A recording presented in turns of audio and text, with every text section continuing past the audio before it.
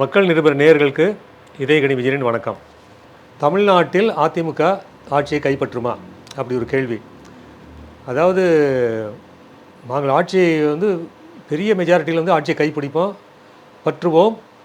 இது மாற்று கருத்தே கிடையாது. அதாவது இதுக்கு எந்த விதமான சந்தேகம் வேண்டாம் அப்படின்னு சொல்லி எடப்பாடி பழனிசாமி தொடர்ந்து சொல்லிக்கிட்டே இருக்கார். அதாவது நீங்கள் கண்ணை மூடிக்கிட்டு நம்பலாம் அப்படிங்கிற மாதிரி அவருடைய பேச்சுக்கள்லாம் இருக்குது. ஆனால் அதற்கு பின்பக்கம் பல விஷயங்கள் இருக்குது. என்னென்னா, ஒரு விஷயம், ரெண்டு விஷயம் நடுவில் நடந்தது. ஒரு விஷயம் ஏற்கனவே யாருமே ஓப்பன் பண்ணல. அதாவது தவறுகளை அதிமுக தவறுகளை சுட்டி காட்டுற சில நாளிதழ்கள் கூட கண்டுக்கல. என்னென்னா, எடப்பாடி தொகுதி பக்கத்தில் ஒரு 400 ஏக்கர் ஒரு இடம். அந்த இடத்தோட ஒரு தொழிற்சாலை, அதாவது இது மாதிரி சீனி கிழங்கு சொல்லி இந்த அதுலேருந்து இது பண்ணுவாங்க, ப்ராடக்ட்லாம் பண்ணுவாங்களா, அந்த மாதிரி கிழங்குலேருந்து தயாரிக்கிற ப்ராடக்ட் அதனுடைய ஃபேக்ட்ரி ஒன்று அங்கே வரப்போகுது. அதற்கான அனுமதியை ஒரே வாரத்தில் இன்றைய மாநில அரசு செய்து கொடுத்தது. அதனால் இவங்களுக்கு தகுந்த மாதிரி, அவங்களுக்கு தகுந்த மாதிரி, மேலே டெல்லிக்கு தகுந்த மாதிரி, மாநிலத்துக்கு தகுந்த மாதிரி இவங்க அரசியல் பண்ணிகிட்டு இருக்காங்க. இவங்களோட அரசியல் நிகழ்வுகள் நடந்துக்கிட்டு இருக்கு. இன்னொரு விஷயம் என்ன நடந்தது, இது வரைக்கும் வெளிவராத இந்த உண்மை, இது யாரும் சொல்லலை. எல்லாருமே கணக்கு போட்டு வாழ்கிறாங்க. நக்கீரங்கிறாங்க, சாணக்கியாங்கிறாங்க, எல்லாம் சொல்கிறாங்க. ஆனால் எந்த உண்மையை சொல்லணும் அதை சொல்ல மாட்டேங்கிறாங்க. ஏன்னா எல்லாமே பணத்துக்கு அடிப்படையில் தான் எல்லாமே போயிட்டுருக்கு. என்ன நடந்ததுன்னா, 11 மருத்துவக் கல்லூரி அதாவது அதை அனுமதி கொடுத்தது, அதுக்கான திட்டங்களை வகுத்தது, அதை தொடங்கி வச்சது, திறந்து வச்சது, எல்லாற்றிலுமே முறைகேடு இருக்குது அப்படின்னு சொல்லி எடப்பாடி பழனிசாமி மேலே ஊழல் குற்றச்சாட்டு, ஊழல் புகார் நீதிமன்றத்துக்கு போகுது. நீதிமன்றத்துக்கு போய் அது நடந்துக்கிட்டு இருக்கு. முடியலை, வித்ட்ரா பண்ணிட்டாங்க. அப்போ நீ ஏன் புகார் கொடுத்த? அப்போ நீ என்ன யோக்கியன், அவன் என்ன யோக்கியன்? ரெண்டு பேரோட தவறும் தெரியுதா? என்ன ஆச்சுன்னா, திருவண்ணாமலைக்கு போனாங்க. திருவண்ணாமலையில் யார் இருக்கா? அங்கே ஒரு பெரிய பிரமுகர் ஒருத்தர் இருக்கார். அந்த பிரமுகரை போய் பார்த்தாங்க. சொல்ல வேண்டியதை சொல்லி, கொடுக்க வேண்டியதை கொடுத்து வித்ட்ரா பண்ண வச்சுட்டாங்க. இது தாங்க இவனுங்களை நம்பி இந்த நாடு, தமிழ்நாடு இருந்தால் நல்லா இருக்குமா? இது என்னென்னா, டெல்லி மேலிடத்துக்கு இது ஒரு பகடக்காய். இதை வச்சு உருட்டுவோம். நீ சரியில்லை அப்படின்னு சொல்லி அவனை உருட்டுறது, நீ சரியில்லைன்னு இவனை உருட்டுறது. இந்த உருட்டல் வேலை தான் எல்லா இடத்துலையும் பண்ணிக்கிட்டு இருக்காங்க. மகாராஷ்டிராவில் அதை பண்ணாங்க. மகாராஷ்டிராவில் பண்ணி அங்கே இடத்த அது கட்சிகளை உடச்சி, கட்சிகளை இது பண்ணி, இது நடந்த விஷயங்கள் அது பெருங்கதை. அது மாதிரி மகாராஷ்டிராவுக்கு அடுத்து இப்போ மேற்கு வங்கம். ஆனால் மம்தா பானர்ஜி தில்லா ஹேண்டில் பண்ணிகிட்டு இருக்காங்க. அந்தம்மா பாரு, நீ என்ன அயோக்கியத்தனம் வேணால் பண்ணிப்பாரு, நானும் ஏன் அயோக்கியத்தனது, நான் குறைஞ்சவ கிடையாது, என்ன ஒன்றால் ஆனதை பாரு அப்படின்னு துணிஞ்சு களத்தில் இருக்காங்க. ஸோ இப்படி போயிட்டுருக்கு. நாட்டோட சாபக்கேடு, நாட்டோட கேடுகள் இதெல்லாம். டெல்லியில் ஒருத்தர் வந்தான், ஊழலை ஒழிப்பேன், ஊழல் நியாயமான அரசு நடத்துவேன், வெளியே கொடுப்பேன்னு சொல்லிட்டு சொன்னால் கேஜ்ரிவால். அந்த கேஜ்ரிவாலை ஜோலியை முடிச்சிட்டாங்க. அவர் வேறு எங்கேயே போய் பஞ்சாபில் போய் ஆட்சி ஏதோ அவங்க ஆட்சி பண்ணிக்கிட்டு இருக்காங்க. அங்கேயே ஊழல் பிரச்சனை இப்படி நடந்துக்கிட்டு இருக்குது. எங்கும் ஊழல் நீக்கமர நிறைந்து பரவி கொண்டிருக்கிறது. அதாவது ஒருத்தரோட தவறை கண்ணு காணாமல் போனாலே அது ஊழல் தான், கண்டுக்காமல் போனாலே ஊழல் தான். அந்த ஊழலை டெல்லி மேலிடம் ரொம்ப நிறைய பண்ணிக்கிட்டு இருக்காங்க. அதாவது அதானி அவங்களே நிறைய பண்ணியிருக்காங்க. அதானிங்கிறவர் எப்படி வந்தார்? பிஜேபி வர்றதுக்கு முன்னாடி அதானிங்கிறவர் எந்த லெவலில் இருந்தார்? அவருடைய எல்லை என்ன, அவருடைய வளர்ச்சி என்ன? இப்போ அவர் எந்த லெவலில் போயிருக்காரு? இதுக்கு யார் காரணம்? மோடியை பொறுத்தவரையில் அவர் ஒரு கடுமையான உழைப்பாளி. அவர் வரைக்கும் ஓகே. அதாவது அவராகட்டும், ராஜ்நாத் சிங் ஆகட்டும், அமித்ஷாவாகட்டும், இந்த 3 பேரில் மோடி மட்டும் கொஞ்சம் ஒரு கண்ட்ரோலுக்குள்ளே இருக்கார். ஆனால் அவருக்கு எந்த கோயிலுக்கு போனாலும் பக்தர்களை அனுமதி கிடையாது. அங்கே அமித்ஷா இங்கே வந்தார், திருச்சி பக்கத்தில் கோயிலுக்கு போனார். அந்த கோயிலில் பக்தர்கள் நிறுத்திட்டாங்க, உள்ள சாமி கூட விட. ஸோ நிறுத்துறதுக்கு நீங்கள்லாம் யார்? உங்களுக்கு யார் அனுமதி கொடுத்தா? இதுக்கு ஏன் நீதிமன்றத்துக்கு யாரும் போக மாட்டேங்கிறாங்க? இதுக்கு நீதிமன்றத்துக்கு போங்களேன். கோயில் பக்தர்கள் அனுமதிக்க இந்த நேரத்தில் அனுமதிக்கலை. அவர் எவ்வளோ பெரிய விஐபியாக இருக்கட்டுமே. எம்ஜிஆர் இந்த நேரத்தில் தான் எம்ஜிஆர் ஞாபகத்துக்கு வரார். மூகாம்பிகை கோயில் போனாருங்க. மூகாம்பிகை கோயில் போனார், ஒரு போலீஸ் கிடையாது, பாதுகாப்புக்கு ஒரு போலீஸ் கிடையாது. அவர் என்ன யாரும் ஃபோட்டோ எடுக்க விடலை. அவங்க போன இடத்துல அவர் என்ன சட்டை இல்லாமல் இருந்த சட்டை மேலே துண்டை போட்டுக்கிட்டு வேஷ்டியை கட்டிக்கிட்டு சிம்பிளாக போனார். பாதுகாப்பே வேணான்னு சொல்லிட்டாருங்க முதலமைச்சர் எம்ஜிஆர். நான் சொல்கிறது முதலமைச்சர் எம்ஜிஆர். அவர் தலைவராக, நீங்களாம் தலைவரா? அவரை கொண்டாடுங்கய்யா. அவரை கொண்டாடுங்க. அதை விட்டு போட்டு எவனவனையும் கொண்டாடிக்கிட்டு எவனவனையும் கூத்தடிச்சுக்கிட்டு நீங்கள் பண்ணுற இதெல்லாம் வந்து அட்டூழியம். தமிழ்நாட்டில் என்னென்னா அவங்களுடைய மேலிடத்தில் டெல்லி மேலிடத்துடைய அசைன்மெண்ட் என்ன தெரியுமா? அதாவது தமிழ்நாட்டில் ஒரு திராவிட கட்சியில் முதல்ல ஒன்றை ஒழிக்கணும். அது அந்த அந்த ஒன்றை ஒழிக்கிறதுக்கான அது பலிகடா வந்து அதிமுக. இப்போ இதை ஒழிச்சிட்டேன்னா அடுத்த திமுக ஒழிச்சிருவாங்க. ஸோ அதுதான் அவங்களோட டார்கெட்டு.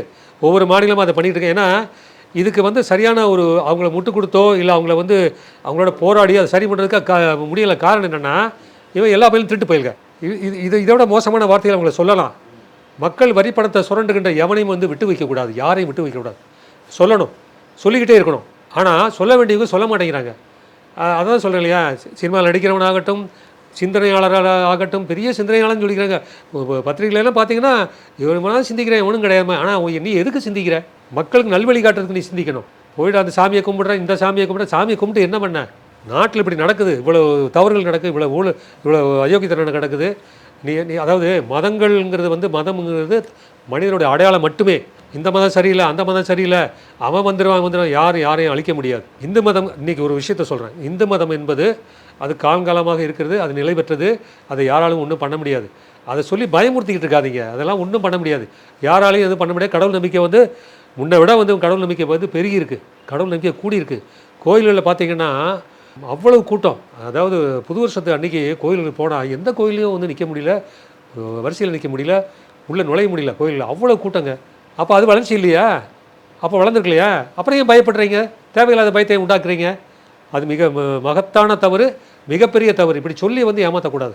அது மாதிரி சிறுபான்மை இனம் என்று சொல்லி இஸ்லாமிய மக்களையும் கிறிஸ்தவ மக்களையும் சொல்லி அவங்கள வந்து ப்ரொமோட் பண்ணுறது, அதுவும் அதை விட மிகப்பெரிய தவறு. எல்லா மதங்களுக்கும் சில விஷயங்கள் உண்டு. எல்லா மதமும் ஒன்றா தான் சொல்லுது, ஒரே தான் சொல்லுது.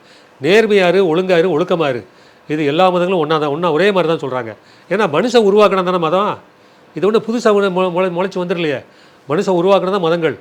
அதில் வந்து நீ வந்து பாகுபாடு பார்த்து பண்ணுறது, நீ வந்து சுயநலமாக போகிறது, அது அந்த தவறை வந்து சாதாரண விட்டக்கூடாது. இப்போது அதிமுக கூட்டணியில் யாராக இருக்கா? பிஜேபி கூட்டணி. அந்த கூட்டணி எப்படி வந்துச்சு? மேலிடத்தில் டெல்லி மேலிடத்தில் ஒரு கத்தியை தூக்கி போட்டாங்க, இது மேலே இருக்கிற பிரச்சனை அப்படின்னு. உடனே டக்குன்னு சரண்டர் ஆகிட்டு பிஜேபி கூட்டணி அப்படின்னு முதல்ல வேணான்னு சொன்னவங்க கூட்டணி வந்துட்டாங்க. சரி, அடுத்து நீ யாரை சேர்க்கணும் யாரை சேர்க்கக்கூடாதுன்னு ஒன்றால் முடிவு பண்ண முடியல. அவங்க சொல்கிறபடி தான் நீங்கள் கேட்குறீங்க. ஓபிஎஸ் ஆகட்டும், தினகரன் ஆகட்டும், சசிகலாவாகட்டும், இவங்கெல்லாம் சேர்ந்த அதிமுக வலுவாக இருக்கும். எல்லாருமே ஊழல் பேர்வழிகள் தான், எல்லாருமே ஊழல் பெருச்சாளிகள் தான். இவன் சேர்ந்தான்னா அவன் சேர்ந்தான்னா, நீ மக்களுக்கு நல்லது பண்ணுறதுக்கு ஒரு ஊழல் அரசாங்கத்தை வந்து மாற்றணும்னு சொன்னால் நீ முதல்ல யோகியமாக இருக்கணும். அதை தான் சொல்ல வந்தேன். ஊழலற்ற எம்ஜிஆர் ஆட்சியினை தருவோம் என்பது நீங்கள் சொல்ல முடியுமா? சொல்ல வைங்க, எம்ஜிஆர் செய்யலாம். இப்போ நாங்கள் எங்கள் பத்திரிகை இதயக்கணி பத்திரிகை மூலமாக தொடர்ந்து சொல்லிக்கிட்டு இருக்கோம், இன்னும் வலுவாக சொல்வோம், விட மாட்டோம். ஆனால் நீங்கள் என்ன எம்ஜிஆர் என்ன பண்ணுறீங்க? அதாவது அவருடைய சினிமாவில் பார்த்தீங்கன்னா அவ்வளோ விஷயங்களை சொல்லியிருக்காரு. எதுக்கு எம்ஜிஆர் வந்து அதிமுக என்ற கட்சியை தொடங்கினார்? அந்த அடிப்படையை ஏன் மறந்துட்டீங்க? அதிமுக எதனால் உருவானது? ஊழலை எதிர்த்து எம்ஜிஆர் போர்க்குரல் கொடுத்ததால், அதாவது திமுகவில் இருந்துக்கிட்டே ஊழலை எதிர்த்த காரணத்தால் அவர் கட்சியிலிருந்து நீக்கப்பட்டார். வேறு வழி என்று அவர் அதிமுக என்ற கட்சியை தொடங்க முடியாத சூழ்நிலை உருவானது. அதுதான் நிஜம். அப்படிங்கிறப்போ அந்த எம்ஜிஆர் என்ன நினச்சாருங்கிறது ஏன் வந்து அதை நீங்கள் வலுவாக சொல்ல மாட்டேங்கிறீங்க? அந்த அதிமுகங்கிற கட்சியில் இருக்கிறவங்களும் சரி, எம்ஜிஆர் ரசிகர்களும் சரி, எம்ஜிஆர் பற்றாளர்கள், எம்ஜிஆர் தொண்டர்கள், பக்தர்கள் எத்தனையோ பேரில் இருக்கீங்க. அதெல்லாம் இருந்து என்ன பயன்? ஒரு இதயக்கணிங்கிற ஒரு படம் வெளிவந்திருக்கு, அதுலேருந்து ஊழலை எதிர்த்து பல காட்சிகள் இருக்குது, பல வசன விஷயங்கள் இருக்குது. அதை வந்து அன்றைக்கி 75லேயே சொல்லியிருக்காங்க, அது இன்றைக்கும் பொருந்துது. அதையே நீங்கள் ப்ரொமோட் பண்ண மாட்டேங்கிறீங்க. அதுக்கு நீங்கள் வர மாட்டேங்கிறீங்களே. ஏன்னா ஒன்றும் இங்கே ஸ்டாலினுக்கு பிடிக்காது, எதாவது பண்ணால் இங்கே ஸ்டாலினுக்கு பிடிக்காது, இல்லை அமையாத இடத்துல டெல்லிக்கு பிடிக்காது. இப்படி அவங்க பண்ணுறது. அதாவது பல்கலைக்கழக வேந்தர்கள் வந்து இவனுக்கு பிடிக்காத மாதிரி நம்ம நடந்துக்கூடாது, அவனுக்கு பிடிக்காத மாதிரி நடந்துக்கூடாது, எல்லாருக்கும் பிடிக்கிற மாதிரி நடந்துக்கணும் அப்படின்னு சொல்லிட்டு அவங்கள சார்ந்து போய் என்னென்னமோ தவறுகள் நடக்குதுங்க. அந்த தவறுகள் எதையுமே கண்டுக்கிறதில்ல, யாரும் கண்டுக்கிறதில்ல. செய்ய வேண்டியதை செஞ்சுட்டாங்கன்னா எல்லாம் முடிஞ்சு போச்சு. இதை வந்து அதிமுகங்கிறது மிகப்பெரிய கட்சி சார். அவங்க வந்து பிஜேபியோட கூட்டு சேராமையே தனி பெரும்பான்மை நின்னாலே ஜெயிப்பாங்க 100%. அதோட பாமக, தேமுதிமுக, ஏன் விஜய் கட்சி தானாகவே சேருவாங்களே. அப்படிங்கும்போது எடப்பாடி தலைமையில் ஒரு மாபெரும் கூட்டணி அமைக்கிறதுக்கு ஏன் தயக்கம்? அதாவது எடப்பாடி பழனிசாமியை பொறுத்தவரை அடிப்படை என்னென்னா, நாம் அந்த ஜெயிக்கிறோமோ ஜெயிக்கலையோ இந்த கட்சி நம்ம பொறுப்பில் இருக்கணும், கட்சி நம்ம கண்ட்ரோலில் இருக்கணும். அதனால தான் அவர் யாரையும் சேர்த்துக்கல. அவர் அப்படி உண்மையா இருந்ததுன்னா தனிச்சு நிக்கணும். ஆமாம், அவர் வந்து உண்மையிலே அவர் நேர்மையாளராக இருந்தாருன்னா அவர் உண்மையிலே இந்த கட்சி வந்து ஸ்ட்ராங்காக இருக்கணும். அதாவது ஒன்றும் இல்லை, எம்ஜிஆருங்கிற பேரை சொன்னால் போதுங்க, ஒரு கூட்டணி வேண்டாங்க, ஒரு கூட்டணி வேண்டாம். அதுதான் அது ஒரு கூட்டணி தேவையில்லை, எந்த கூட்டணியுமே தேவையில்லை. எம்ஜிஆர் ஆட்சி அமைப்போம் அப்படி ஒரு குரல் கொடுத்து எதுவும் வேண்டாம், 234 தொகுதியில் நிற்க போகிறோம் அப்படின்னு சொல்லி ஒரு குரல் கொடுத்தாருன்னா அது உண்மையிலே வீரன், அதுதான் வீரன். நீ எடப்பாடியார்னு உன்னை சொல்லிக்கிறதுல, அப்படி ஒரு அடமொழியில் சொல்லிக்கிறதுல நீ உண்மையிலே பெருமையப்படலாம். என் தலைமையில கூட்டணி, ஆமாம், யார் வேணாலும் வாங்க. அது தூக்கி போட்டு போகிறதுக்கு வந்து என்ன பண்ணிட முடியும்? உங்களை என்ன பண்ண முடியும்? ஒன்றும் பண்ண முடியாது, மிரட்டிட்டு தான் என்ன அவங்க மிரட்டுறதுனா அவங்க ஜனங்க புரிஞ்சுக்குவாங்க. சரி, இவன் வந்து மிரட்டுறான் புரிஞ்சுக்கோ. நீ இனிமேல் அது இது வரைக்கும் நீ எப்படி இருந்துட்டு போங்க, இனிமேலும் நேர்மையாக இருங்க. கடந்த காலம் எப்படியும் போயிட்டோம். நீ வந்து நீங்கள் யார் உங்களில் யார் யோகியம்? எல்லாமே புரோக்கர்கள். நீங்கள் எல்லாமே புரோக்கராக இருந்தவங்க தான் அந்த ஜெயலலிதா பீரியடில். அந்த புரோக்கர்கள் வந்து உங்கள் கட்சி உங்கள் கையில் வந்திருக்கு. அது ஓபிஎஸ் ஆகட்டும், தினகரன் ஆகட்டும், சசிகலா, எல்லாரும் ஒன்று சேர்ந்து இனிமேலாவது நம்ம ஒழுங்காக இருப்போம், இனிமேலாவது நேர்மையாக இருப்போம், நல்ல ஆட்சியை கொடுப்போம் அப்படின்னு ஒரு சபதம் எடுத்து பண்ணிங்கன்னா எம்ஜிஆரை பேரை சொல்லுங்கள், யாருமே வேண்டாம். இப்போ செதறி போனவங்களோட விட்டுருங்க, இது வேண்டாம். இன்றைக்கி விஜய் வந்து எம்ஜிஆர் எடுத்துக்கிறார், அவருக்கு அவசியம்னா எம்ஜிஆர் எடுத்துக்குவார். எம்ஜிஆருடைய அதாவது எம்ஜிஆருடைய நினைவு நாள் டைமில் ஒரு ஃபோட்டோ வச்சுக்கிட்டு அவர் வந்து அதை வந்து ஏஐயில் பண்ணியிருக்காங்க. நீ தனியாக வந்து அலுவலகத்திலே பண்ண வேண்டியதுனா, பழைய ஒரு அலுவலகத்திலே பண்ண வேண்டியதுனா அதையும் பண்ணலை. அதாவது தேவைன்னா எம்ஜிஆரை பயன்படுத்திக்குவாங்க, இல்லைன்னா விட்டுருவாங்க. அதுதான் நடக்குது, அந்த மாதிரி தான் நடந்துக்கிட்டு இருக்கு. அதை விஜய் கூட சேர்த்துக்கலாம். விஜய் சேர்த்துக்குன்னா அவர் பெரிய பொறுப்பு கேட்பார், நிறைய சீட்டு கேட்பார், அவர் கொடுக்கணுமே. ஸோ இப்படி ஏதாவது குழுக்கும் ஆசை, மீசைக்கும் ஆசை, இதுதான் அந்த அதிமுகவில் இருக்கிற ஒரு அடிப்படை உண்மை. இதிலேருந்து விடுபட்டு இவங்க உண்மையிலே வீரம் இருந்ததுன்னா, தமிழனுக்கு என்றும் இந்த வீரன் அந்த குணம் இருக்கணுங்கிறதுக்கு இந்த தேர்தலை வந்து 2026 சட்டமன்ற தேர்தலை பயன்படுத்திக்கணும். அதை பயன்படுத்தினாங்கன்னா உங்கள் மக்கள், நீங்கள் வந்து எதிர்காலத்தில் நீங்கள் போற்றப்படுவீர்கள், இல்லை என்றால் நீங்கள் வீழ்த்தப்படுவீர்கள், தாழ்த்தப்படுவீர்கள். அதுதான் நிஜம். நன்றி, வணக்கம்.